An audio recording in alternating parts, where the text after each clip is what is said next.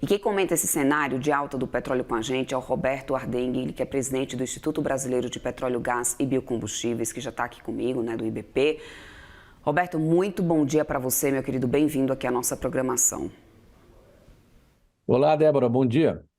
Roberto, esse alerta, eu quero começar justamente por esse alerta aqui do Goldman Sachs, né? Toda vez quando a gente tem um cenário de guerra, o petróleo, obviamente, é sempre o mais impactado de antemão, principalmente dependendo da situação, e nesse caso, a região compromete realmente bastante a operação da commodity.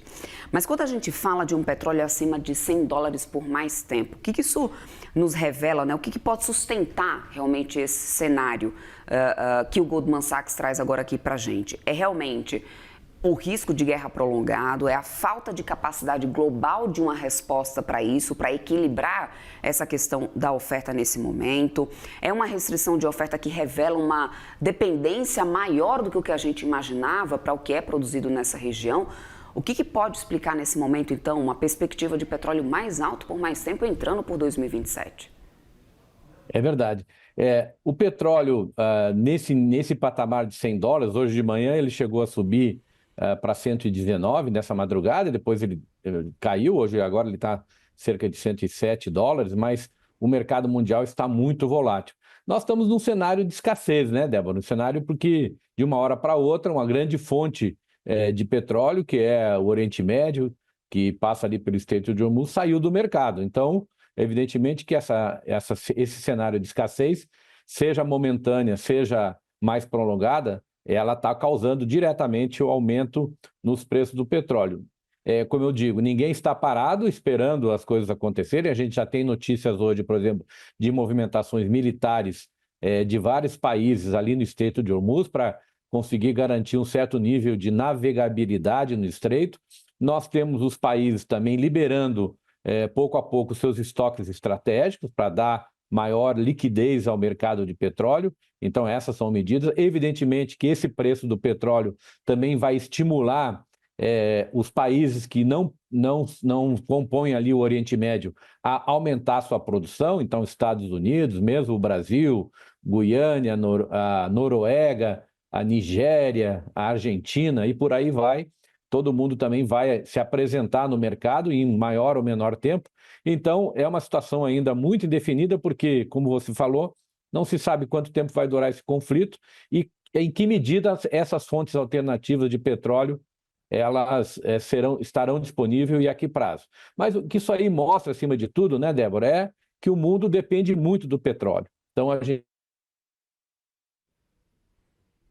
Tivemos aqui uma variação na conexão com o Roberto Ardenghy, presidente da IBP. A gente vai tentar reconectar, porque é uma entrevista importante nesse momento, nesse cenário de tanta volatilidade que a gente acompanha, né, no petróleo, com essa guerra no Oriente Médio, ainda longe de ter uma data ou um prazo, né, para poder a gente ter uma negociação entre as partes, e isso coloca em risco essa capacidade de abastecimento energético no mundo. Ardenghy está de volta aqui comigo, me ouve, meu querido? Agora sim, pode concluir. Não, eu estava dizendo, então, esse cenário de volatilidade, ele vai depender muito também de como é que o mundo vai conseguir responder, né? Os estoques estratégicos vão ser suficientes, os outros países produtores de petróleo do mundo vão se posicionar também aumentando sua produção, e até que ponto esse conflito vai perdurar ou não, e o Estreito de Hormuz vai ser mesmo objeto de um bloqueio, ou as potências que estão envolvidas ali, Estados Unidos, e hoje a gente tem a notícia, inclusive, que os europeus, o Japão, poderiam, inclusive, participar de um esforço para garantir a navegabilidade ali do Estreito de Hormuz, que passam 18 milhões de barris de petróleo por dia, não é pouco, né? Pois é, eu quero pegar o gancho nisso que você fala, sobre o que pode vir para poder tentar compensar essa questão da oferta de petróleo, porque tudo isso acontece diante de um momento que a gente tem uma pauta de transição energética bem mais avançada, por exemplo, do que o que a gente tinha anos atrás em outros ciclos, né, ou em outros cenários de risco geopolítico. E aí eu quero entender se hoje essa questão da transição energética, de disciplina de capital das petroleiras, se isso pode afetar de alguma forma essa necessidade do mercado de aumentar a oferta nesse momento, e pode acabar atravancando ainda mais esse processo, né? Ou seja, qual que é a avaliação que você faz, Roberto, dessa questão desse risco-retorno que a gente deve ter, porque isso vem no momento em que o mundo estava caminhando para outra situação, certo? estava caminhando para outra situação, mas de maneira muito lenta e gradual, né? Os números que a gente tem da Agência Internacional de Energia e da OPEP indicam que até 2027 a gente ainda vai continuar aumentando a demanda de petróleo. Hoje o mundo consome cerca de 101 milhões de barris por dia e nós chegaremos a 2026, 2027 ainda consumindo 107 milhões. Então nós estamos falando de uma conjuntura a longo prazo. A transição energética ela vai levar mais tempo e é isso que o mundo está vendo hoje. É por isso que o preço do petróleo está nesse nível, porque essa escassez desse produto que ainda está sendo muito demandado no mundo, ela causa aí esse problema de aumento do preço do barril e, portanto, medidas aí que todos os países estão tentando tomar para conseguir abastecer esse mercado. No mais longo prazo, é verdade, eu acho até, inclusive, que o preço mais alto do petróleo ele pode, inclusive, aumentar a velocidade da transição energética, porque com o preço do petróleo tão alto, algumas energias alternativas, renováveis, que sejam, né, elas ganham mais competitividade. Então, esse vai ser um efeito, vamos dizer assim, colateral do aumento do valor do barril a mais longo prazo. Localizar agora o Brasil em toda essa história de uma forma melhor, Roberto, porque internamente a gente tem enfrentado já também um choque importante. Tivemos aí a possibilidade de greve vindo por parte dos caminhoneiros, temos uma defasagem importante, né, no preço sendo praticado aqui internamente. Nesse momento aqui, de acordo com o relatório da Abicom, com o relatório atualizado já de hoje, 20 de março, a defasagem do combustível, né, do diesel nos polos da Petrobras é de 74%.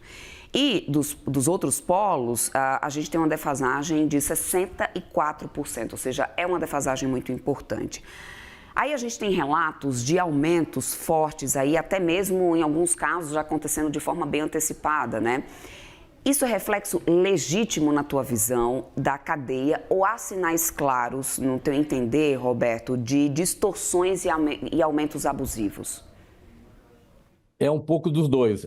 Os estudos que o IBP tem realizado nas últimas semanas, aqui pela nossa área técnica, indicam que no mês de março o mercado está abastecido normalmente, não há indício de falta de produto generalizada. O que pode estar acontecendo é alguma falta de produto em alguns polos específicos, em algumas regiões do Brasil, mas mais condicionados pelo aumento da demanda, como nós estamos na fase tanto de colheita em algumas regiões do Brasil como de plantação. Então isso faz com que o setor agrícola comece a demandar especialmente muito o diesel, né?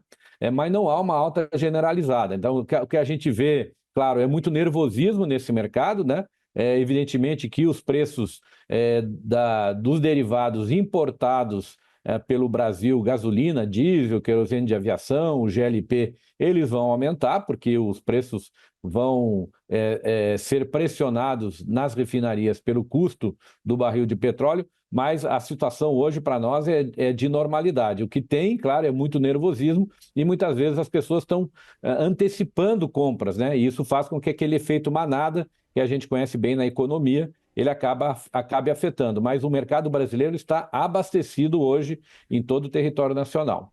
Perfeito, Roberto. Quero muito agradecer tua participação, teu tempo aqui conosco. Conversamos com Roberto Ardenghy, presidente do IBP. Bem-vindo sempre, meu querido. Até uma próxima. Obrigado, bom dia a todos.